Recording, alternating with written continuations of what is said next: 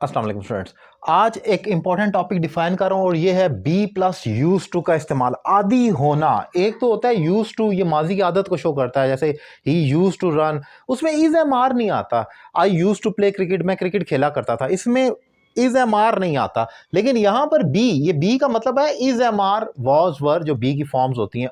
Is am are के साथ use to कब इस्तेमाल होगा, उसका क्या मीनिंग होगा, आज इसी पॉइंट को डिफाइन करूंगा। अगर आपको मेरे पढ़ाने का तरीका पसंद आए तो आप मुझसे ऑनलाइन इंग्लिश लैंग्वेज कोर्स कर सकते हैं घर बैठे। आपको किसी एकेडमी में जाने की जरूरत नहीं, एक रीजनेबल फी पे कर आप मुझे ज्वाइन कर सकते हैं और अपनी इंग्लिश में इंप्रूवमेंट ला सकते हैं।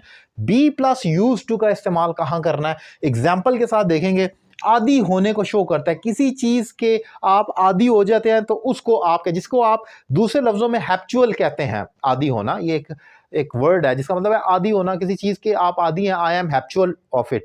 लेकिन इसी तरीके से अगर मैं दूसरे टर्म्स में स्ट्रक्चर के बुनियाद पे कहूं तो वो बी प्लस यूज टू है। जैसे आई एम, ये एम बी की ही फॉर्म है, आप देख सकते हैं। I am use to driving on highway, मैं हाईवे पर गाड़ी चलाने का आदी हूं। अब यहां पर जो एम आया ये वॉज भी हो सकता है, I was use to, I am use to, तो ये इसीलिए मैंने बी लिखा है। बी के अंदर is am are was were आ जाता है, तो आई एम यूज टू हो गया। फिर इसी तरीके से he is use to living alone, वो आदी है, यानी कि he is actual of living alone मैं कह सकता हूं। स्ट्रक्चर में डिफाइन करूं तो मैं उसको ही इज यूज टू, और यूज टू के बाद आपने जैरन को पुट करना होता है एक्टिविटी को शो करते हुए, यानी कि वो आदी है किस चीज का, वो इस चीज का आदी है, लिविंग अलॉन, अकेले रहना। एक्टिविटी यानी कि अकेले रहने की जो एक्टिविटी है वो इस चीज का आदी है।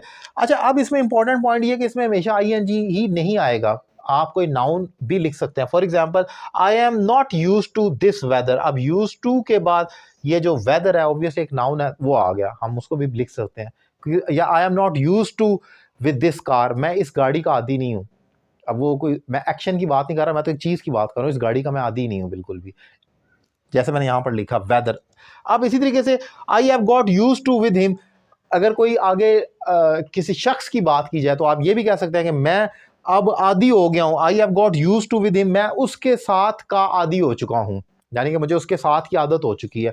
तो यूज टू का आप इस्तेमाल करते हैं जब आपको आदत बयान करनी हो। इवन आपको किसी की कंपनी पसंद है तो आप उस कंपनी के साथ भी यूज टू हो जाते हैं, उसकी सोबत में आप कहते हैं मुझे इस शख्स की आदत हो गई है, I have got use to with this company.